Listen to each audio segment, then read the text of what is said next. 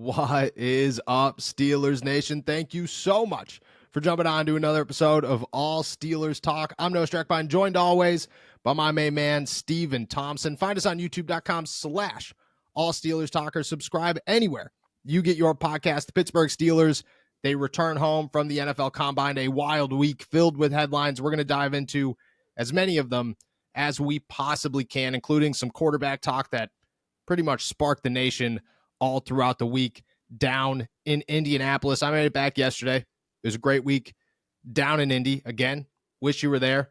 But I think the headlines that came out of it were less, these are who they talk to, these are the big picture, more every national media member in the world is talking about the Pittsburgh Steelers. It was a wild week. How was your week down in Pittsburgh, or back in Pittsburgh? And how you feeling, my friend? It was a pretty quiet week back in Pittsburgh. I was really just I had one eye on stuff that's happening here, but also one eye just constantly on, NFL Network, on Twitter, seeing what was going on in the draft. It seemed like it was a wild week. It seems like we're just kind of slowly putting the puzzle together, Yes. Like a bunch of pieces are falling into place for the Steelers, and we're just slowly kind of putting together the full picture of what their offseason is going to look like. And it's starting to materialize, but there's still... We've got like a piece here, we got another piece down here, we got another piece down here, and it's going to take a while for it all to kind of come into focus. I agree 100%. I think that's so good to point out this early in the offseason is everybody's trying to just get the big picture. This is what's happening. It's March 4th. Like it's so early to sit around and say, this is what the Pittsburgh Steelers are going to do. Because quite frankly, the Pittsburgh Steelers don't even know what's going to happen. They don't know how the draft board is going to shake out. They haven't gone to pro days yet. They haven't seen the free agency market. They don't even know if guys are going to re-sign or if Mason Rudolph's going to come back tomorrow. It's just so much chaos, and it's way too early to say, hey, this is exactly what's going to happen. That being said, terrible lead into this, but I'm putting out my first mock draft today, or I did put out my first mock draft today, and leaving the NFL Combine, I got to say, I'm not 100% convinced in this. I believe that the Pittsburgh Steelers are probably pointing one of three ways, but I don't know that the board is going to shake out in their favor. My first round pick for the Pittsburgh Steelers is Broderick Jones' teammate, Georgia offensive tackle Amarius Mims, obviously out of Georgia. With the 20th pick, they don't have to move to get him. My thoughts here before we dive into Mims as a whole is just quite simply, I don't know if a corner is going to be there. I don't know if Kool-Aid McKinstry is going to be worth it at 20 over some of these guys that are available. Quinion Mitchell, there's no chance he's getting to 20. I don't think Nate Wiggins makes it to 20. No way Arnold makes it to 20. It just seems like it's a very narrow path for the Pittsburgh Steelers to get one of these top guys. And if they don't get one of these top guys, I'm not sure that you stick around and just kind of grab a corner because you need a corner. My other thought there is everybody's talking about wide receivers. I think that may be on the table. But if I had to guess, right now, the way the board is going to shape out, Amarius Mims just makes so much sense for the Pittsburgh Steelers. Right tackle, played at Georgia. The Steelers love Georgia guys. Big body, ready to go. I think if he played more in his career, he dealt with some injuries, didn't really play a lot at Georgia. He's probably a top 15 pick. Because of that, he might slide to 20. And I think the Steelers are going to look at him and say, this dude fits our path or our offense perfectly. Yeah, I'll admit, I don't think this is the flashiest name that we've talked about at that number 20 spot. It is not, I think, what everyone dreams about. I think people had been talking themselves into Quinion Mitchell, into Jackson Powers-Johnson, into, a Kool-Aid McKinstry, guys like that. So this might seem a little bit underwhelming, but I think it's a good move nonetheless. Yeah. It's a position in need. It's a talented player there. You don't have to move to get him. That's the thing about, maybe one of those corners, or like you mentioned, maybe a big time wide receiver in a good class. You'd have to move up to get someone, I think, who can really make a big impact right away. Mims seems like someone that you could bring in. And as much as I think Dan Moore is pretty solid for the most part, they didn't upgrade there. Yes. And this could potentially be that. You got to use premium picks to get premium players, and this would be a step in that direction. And I think it also, Dan Moore provides you some cover like it did for Broderick to develop this guy, bring him on maybe a little bit slowly. We don't have to immediately peg him as a starter and say, look, this is all on you to protect our franchise quarterback and whoever that may be. And get us into a new gear as an excuse me, get us into a new gear as an offense. So I think that makes a ton of sense, even though it's maybe not the most exciting thing that we've talked about that the Steelers could use with that first draft pick. Yeah, I agree. There's flash and there's obvious flash, but the Pittsburgh Steelers didn't make flash last year, and it turned out really well. Like everybody was talking about Christian Gonzalez, all these guys, Joey Porter Jr. even at 17 originally, and then they ended up trading up to get a Broderick Jones. And this year, I think that they could look at it and say, we have options. I think corner is really high on their board. I'm not going to say corner is not a first round option for them. I just don't know if it's going to shake out the way that they want it to shake out. And honestly, my worry there is if it doesn't shake out that way, if they aren't able to get a first round corner, where do they get a corner? Like, how deep do you go? Because in the second round, you're looking at potential centers, you're looking at wide receivers. You're not looking at, the Kool-Aid McKinstries. Those guys are gone. You're looking at the Kalen Kings at that point. And like, yeah, that's a good option, but I think that they're more interested in waiting it out and seeing maybe a Max Milton of Rutgers to play the slot and have him as an option, and then go and get a veteran guy in free agency or through a trade. That's definitely on the board. I just think right tackle, the way that it shapes off, like J.C. Latham and Armarius Mims are just two guys that play right tackle naturally. That's exactly what the Pittsburgh Steelers are looking for. They don't have to worry about Broderick Jones anymore. They can move it over. If they get a center like Brian Allen, and I've been, we've talked about this more than once. Brian Allen is high on their board. I've been told that. That's their offensive line. Like it looks pretty good, and they got 2, 3, depending on how you look at James Daniels, very young guys that they could build around. I think that fits exactly what they're going for. I think it fits the Arthur Smith's play style of this is going to be a running football team. I think it helps Kenny Pickett a ton, or whoever the quarterback is. I just think that's the way to go. From there, I don't know where they select a center. They didn't talk to Jackson Powers Johnson. They didn't talk to Zach Frazier. They did talk to Cedric Van Pran and who's the guy out of Duke? Brayton out of Duke? Barton, excuse me. Yeah, Graham Barton out of Duke. They did talk to those guys. More mid-round guys, late second, third, fourth round guys instead of those first, second round picks.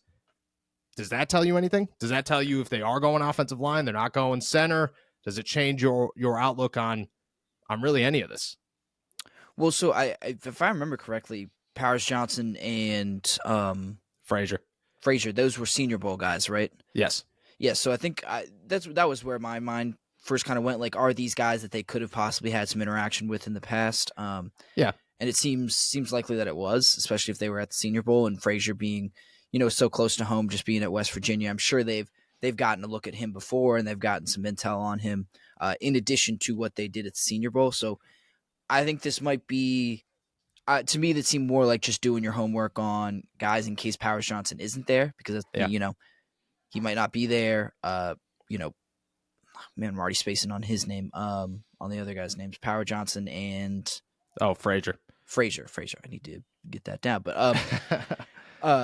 it seems like just doing your homework if those guys don't fall to where you want them to. Yeah, I think the Steelers have to prepare for just about anything to happen in this draft. There are 6 different positions that they could look at with their first round pick, and there are 6 different positions that could be gone or just not kind of align with the slot value by the time they start to pick at 20. So to me, I don't read into that too much. I feel like Powers Johnson is still one of the better centers in this draft. I feel like he's going to go in the first round somewhere. And I feel like, I don't know, I think if he's there, the Steelers have to give really serious thought. It has to be, a Quinion Mitchell or a Kool-Aid McKinstry is there instead of him. Like I'm taking Jackson Powers Johnson over Armarius Mims, to be perfectly honest with you. Like, if he's there. I don't think a lot of people would disagree with that. I think you're right there.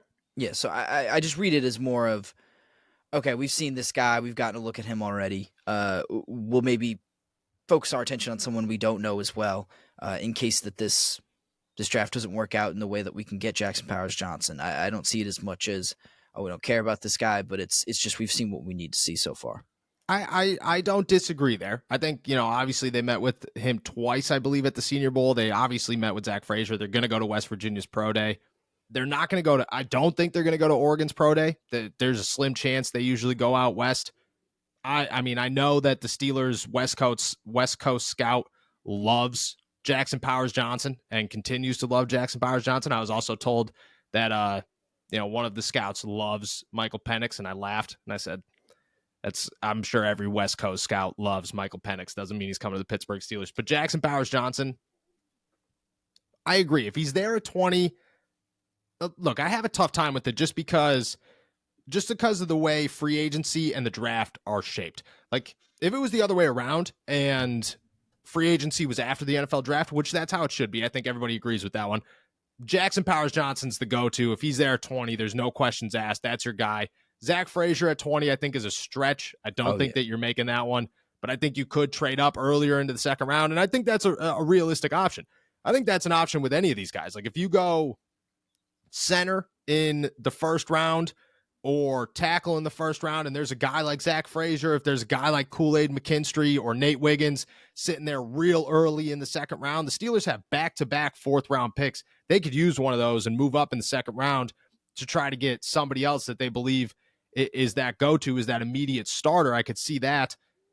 I think if it shapes out, but the way that the NFL works, free agency going first, if they sign a veteran, I think that changes everything. I think once you sign a guy, whether it's Brian Allen, whether it's Cody Whitehair, whether it's whoever, as soon as you get a veteran on the roster that you believe in, I think at that point, you almost remove Jackson Powers Johnson from the list. I don't think you remove Zach Frazier just in case he's there in the second round, but I don't think you go first round center after you signed a guy and spoke highly of Nate Herbig. And that's the problem with it being right now. Like, we're so early in this that the way it could shape out changes so much. But if they don't sign anybody, if this is Nate Herbig and whoever they draft, if Jackson Powers Johnson's there at 20, I mean, you take Jackson Powers Johnson. He had a quarterback crowd. Like, that's how, people like this guy. I will say, when it comes to the centers, I did think that to a degree, and, the Steelers aren't always the best with this, but sometimes they're really good with this. Like the Kenny Pickett draft, they were really good at hiding who they wanted and kind of like teasing other guys to kind of boost their stock and ignore some things. When it came to this one, like, there's a part of me that expected maybe them to, I don't know, at least show some interest to kind of like tease, like, hey, Jackson Powers Johnson is on the board, or Zach Frazier's our guy. Don't worry about Jackson Powers Johnson, because right before them are the Miami Dolphins, or right after them, and right before them is the Minnesota Vikings. And both of those teams need centers, and you kind of would think, maybe they tease it one way or the other to try to either, one, have somebody jump them so they could get a different guy that they're looking at, or two, say, okay, look, we'll ease back because we don't want these guys thinking, we're not in at any center. We're just in on, Zach Frazier, not Jackson Powers Johnson. Yeah, that's interesting. I didn't really realize that the Dolphins or Vikings needed centers, but yeah, I mean, this could just be trying to throw everyone off the scent. But I also feel like you've got to have options, like I feel like the Steelers will have, 4 or 5 different guys that they're like, that they have ranked and said, if this guy's here, he's going, we're taking him. If he's not there, we're going with our next guy. And we have a bunch of guys going down the list that we will feel comfortable taking in that spot.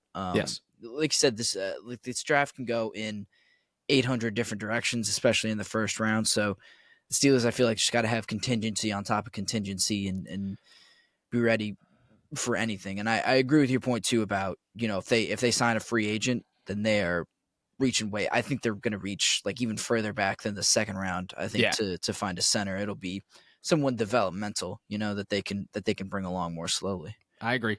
Just get a guy like a Spencer Anderson, earlier than a Spencer Anderson, but they believe in Spencer Anderson. Get a guy like that they could say, hey, you're sitting behind whoever for 2 years minimum, then we'll see what's good. Guys, we have gear, new merchandise from AST to Mooth, Bleed Black and Gold, Kenny to George, and plenty of others now at our new website, blackandgoldapparel.com. And the coolest part, 50% of all profits at our store go to UPMC Children's Hospital here in Pittsburgh to make sure that we are giving back. We can't thank you guys enough, and we want to show you guys how thankful and how grateful we are for everything by making sure that we do our part to make the community here in Pittsburgh better. Go check out everything. We tried to make everything new and improved, from our designs to our quality of sweatshirts and t-shirts and everything else. Let us know and check everything out at blackandgoldapparel.com. And as always, Thank you guys for everything. The wide receiver group was also another name that, I said this at the beginning of the podcast. It kind of, the way that they just met with everybody big. Like Brian, they met with Brian Thomas. That's like, that guy's not going in 20. Like he might not make it to 6. Like the fact that they met with them, they met with all of these top guys. Ian Rappaport said that they are a name to go and trade up to go get Rome. Who's the dude from Washington? Rome Odunze. Odunze. Maybe he's an option according to Rappaport. Wide receivers were a bit surprising how much attention they focused on. I would say that they've moved up into, center's there, but center's a question mark still. But if you were looking at it today, I'd say offensive tackle, corner, center, and wide receiver, like they're all neck and neck, just depending on who's there. And I don't think coming into the combine, wide receiver was anywhere on my list, which I mean could show you maybe they are looking like, no extension's going to get done with Deontay Johnson, which would make some sense. Maybe they're looking just as many options as humanly possible for Kenny Pickett or whoever's their quarterback in 2024. Was a bit surprised by how much attention they actually put into the wide receiver position. In your mind, does this feel like the first signs of smoke of a potential Deontay Johnson trade? Because like you have to imagine, like that's what I'm saying. Like it feels like it would almost have to happen before, like they would sell high on Deontay. Because I feel like after you draft a receiver, you kind of drive his stock down a little bit. But that was the first thing I thought when you mentioned wide receivers and you thought about, maybe trading up for one. I think you only do that if you're planning on not having Deontay Johnson for next season. I think I agree with you 100%. I think that trade would happen during the draft. Like, remember the Kenny Pickett year, the year that Kenny Pickett got drafted, there was like 4 wide receivers that were just, boom, drafted for a first-round pick. And I think Deontay Johnson, maybe not a first, but maybe you trade him right before 20 so that you could get a second-round pick. Maybe you draft a guy, and then and I think it does lower the stock. I think I agree with that one. But maybe you draft a guy and have a plan early in the second round to get something else of a different position. I think there's a team out there. Like, I know people are saying, oh, Deontay's worth a third, maybe a 4th-round pick.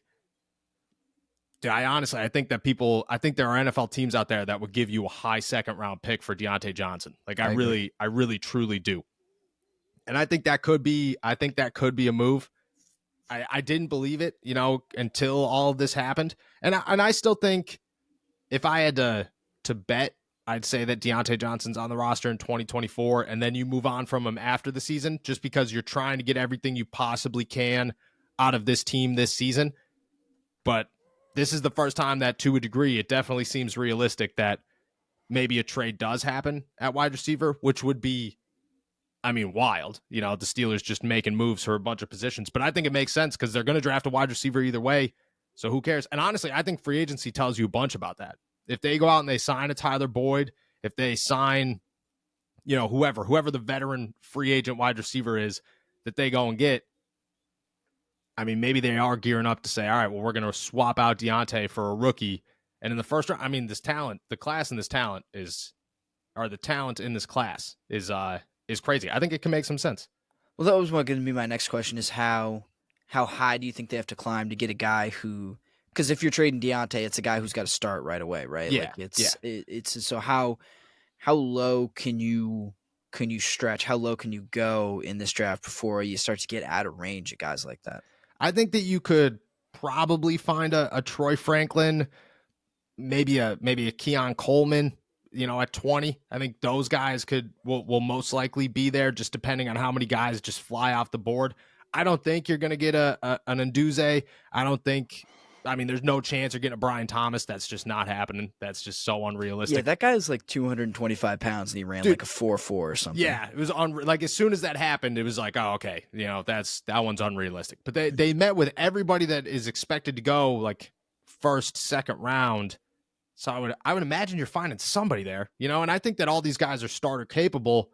If you could get somebody like that, it comes into, there's a lot of questions. Who are you going to sign? Is it going to be, because it goes both ways. If you draft a guy and you're keeping Deontay Johnson, that guy's got to either play slot this season, or Deontay's got to play slot this season, and then he's got to be able to play outside, or if you're trading Deontay Johnson, you have to have a slot guy available, ready to go already before the season. So it kind of, what direction are you going to go? But I think that you could get any of these guys at 20. And I mean, realistically, outside of those two, and start them, I mean, pretty immediately. Yeah, and we're assuming Calvin Austin probably not ready to fill that slot position, right? Yeah, like he's still a 4, I would imagine. Yeah. So I think that makes sense. But I don't know. First time, you're right. Like, I think this is the first time there's smoke.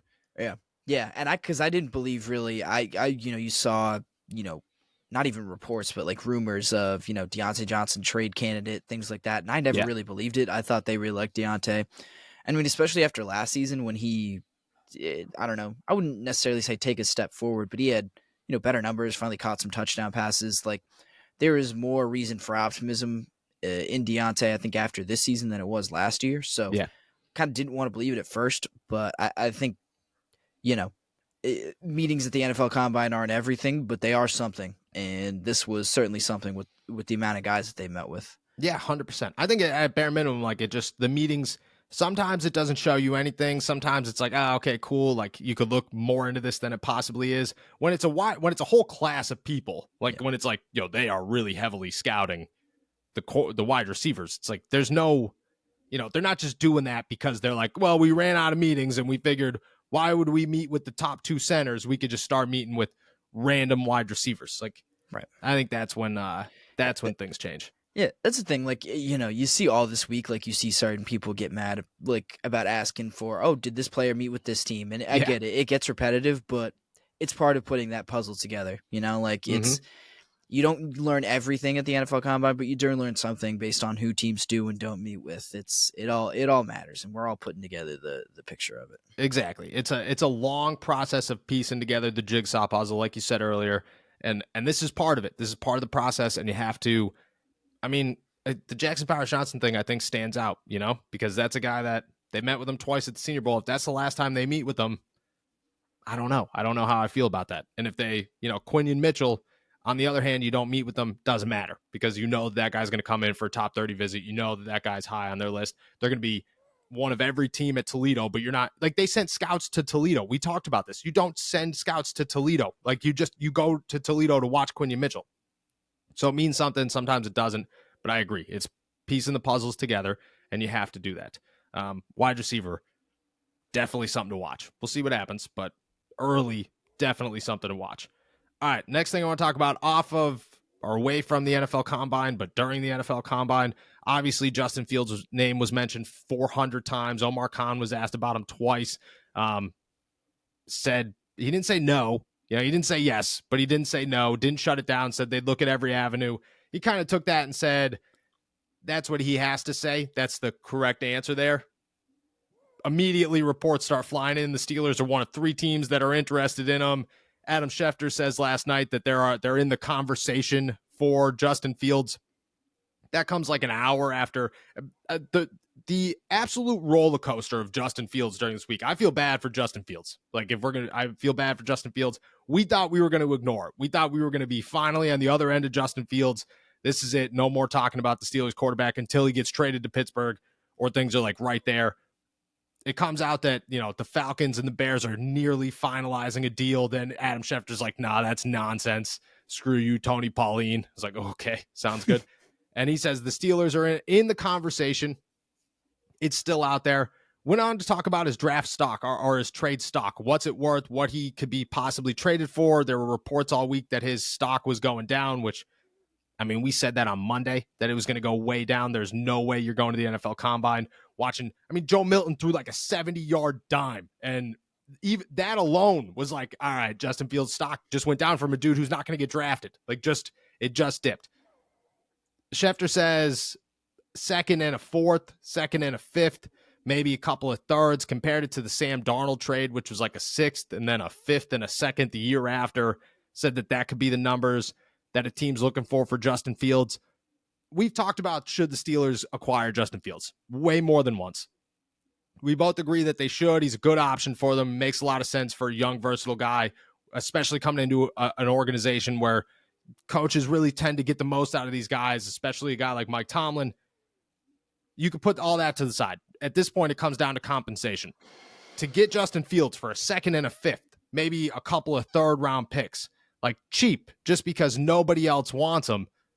I mean, it's got to start making sense even for people who are anti-trade for Justin Fields, right? Yeah, I mean, a second and a fifth, or like anything remotely close to. I mean that Sam Darnold. I mean, I don't think you're giving up 3 picks for him, but Schefter goes on to say, a 2 and a 5, a second round pick, and then a fourth, a fifth, or a third round pick. Yeah. Like, what are we even talking about at this point? Like, that's.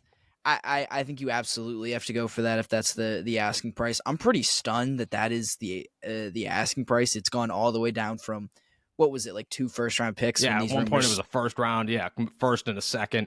Yeah. This is an insanely low asking price for a guy who has such crazy upside, and also won't, like, you can decline his 5th year option next year if you don't like him. If he's not good enough, you don't have to pick that up. He's still on his rookie deal. He's cheap. Like, if this is the asking price, I think it's unbelievable that the deal hasn't gotten done, already, to be quite honest with you. This is pretty stunning that this is what the Bears have been reduced to asking for. I don't understand how Fields' stock dropped so fast, and it seemed to drop progressively as, he didn't do anything, as it's been the offseason, as nothing has happened. And I can't imagine, like, I don't get it, but but I'm not going to ask any other questions if the Steelers can get a Justin Fields for a second round pick and a 5th round pick. That feels like a slam dunk. I don't know why you wouldn't do that. I agree. I think that, and I think you could get him for less. Like, I honestly starting to think that you could get him for less. I think that as it goes on, people are saying the Falcons. I mean, Schefter said it, the Falcons are interested in Kirk Cousins. That would be so big for the Justin Fields Steelers market. I think you could wait it out and watch all these teams nitpick other quarterbacks, because the other quarterbacks are going to be higher than, like Kirk Cousins is higher than Justin Fields on the list of priorities for any team that can afford him. Russell Wilson's going to be out there, and if he goes for league minimum, somebody's going to sign Russell Wilson. That's 2 right off the board. You got teams that are, I mean, the New England Patriots, the Commanders, all these guys are officially like, yo, we're super comfortable with Jaden Daniels and Drake May and JJ McCarthy's stock went through the roof during the NFL Combine. Like, you getting all these guys, it is just eliminating places for Justin Fields to land. As the weeks go by, if the Pittsburgh Steelers are sitting around, just before free agency, and Justin Fields is still on the block and there's no expectation that he's getting moved, the Steelers could probably, I mean, if we're going to be honest, and I might be pushing the envelope here, but I wouldn't be surprised if it came through and the Steelers gave up a 3rd and a 5th round pick for Justin Fields. And at that point, there's 0 questions. Like, you go get Justin Fields for a 3rd and a 5th. Yeah, and one of these, I'd have to assume that 5th or something would be a future 5th. Like, it wouldn't be, It wouldn't even be in the same draft. Like, what? No. What are we doing? Like, this is, especially if you can space out 2 picks over 2 drafts. Like, it's just unbelievable that this guy's stock has fallen so far. I feel like I'm watching a holding power. Yeah. The Bears screw themselves. You got to act like you hate Caleb Williams. That should have been their thing. We're done. But I mean, I don't think Caleb did them any favors going in there being like, I'm not doing medicals. I'm only meeting with teams that hold the number 1 draft pick. If I was Chicago, I would have been like, well, you're not meeting with anybody then, pal. That's, it's under the table. It's like, all right, we love you, but publicly, no. Justin's our guy. Right. That's the way to go about it. And I think, like you alluded to, like, this stock is only going to go down. Like, the longer we wait, the higher the likelihood that one of these other free agent quarterbacks is going to get signed, and another team's going to come off the board. Another shooter is going to come off the board. So I guess I say I'm shocked that the deal hasn't been done yet, since the asking price is so low. But maybe teams are just waiting it out. They're seeing how far they can watch that stock plummet before they buy at its lowest possible point.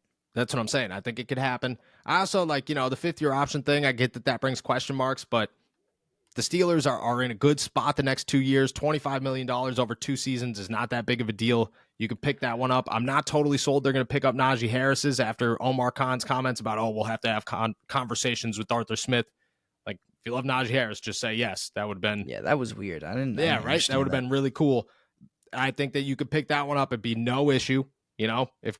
And, like, worst case scenario, Kenny Pickett works out and he's fine. Justin Fields, you can still get something for him. Like you know, nobody's gonna not want Justin Fields. Like you could go get if you give up a third and a fifth for him, a third and a fourth, you could get a fourth round pick a year from now for a guy, especially if he doesn't play. Like if Kenny Pickett proves to be your guy and Justin Fields is your backup in 2024, Justin Fields' stock is going through the roof because that's what the NFL is. If you do not play, your stock increases. And I think that's like, it works out so well for the Steelers. It's worth it. As long as you're not sitting around going, our third round pick is going to be a game changer. Like it's going to be the greatest thing of all time. But I don't really think that's off the top of my head, I can't think of anyone that they could get in the third round that would immediately raise their ceiling as much as I think Justin Fields would. Exactly. Just doesn't make sense. I would imagine that the price continues to drop. The Pittsburgh Steelers continue to stay interested. All the reports of it's going to happen soon. It's not. Like it's not. We're going to get as close to free agency as humanly possible. And if free agency starts, the Pittsburgh Steelers have hit the jackpot because especially like if Mason Rudolph goes to like Minnesota and not Pittsburgh and Kirk Cousins goes to it, the Steelers just hit the jackpot because they have now sit around going, well, we're the only ones left, pal, and we'll give you absolutely nothing. And Omar Khan's done this before. I expect him to be able to do it again. I wouldn't rule it out. I know everybody at this point is like, all right, I'm done talking about Justin Fields. Just saying. It's becoming more realistic and less, this is absurd. And now we've hit a point where it's like, if it does happen, it's going to happen, and it's going to benefit the Pittsburgh Steelers more than just, we're taking a shot on a quarterback. Just, it makes too much sense. With that said, we're heading out of here. Thank you guys so much for jumping on to another episode of All Steelers Talk. Make sure to subscribe to us on YouTube, youtube.com/All Steelers Talk. Check us out anywhere you get your podcasts. And as always, find all of our work at allsteelers.com and our pit coverage at insidethepanthers.com. We will be back on Wednesday. Enjoy another beautiful day in the Berg. Peace.